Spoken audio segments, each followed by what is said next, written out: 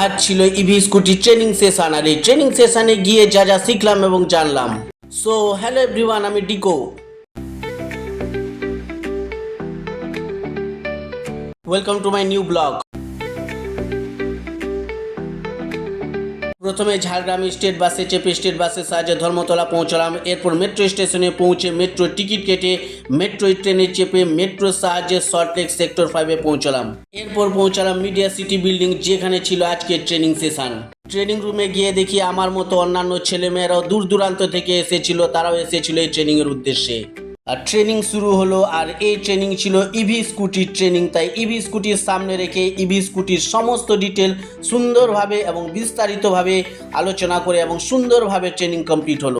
দিনের শেষে একটা জিনিস বুঝলাম, প্রতিটা ট্রেনিং শুধু কাজ শেখায় না, কনফিডেন্সও বাড়ায়। তাই সকলের জীবনে এই ধরনের ট্রেনিং অবশ্যই প্রয়োজন।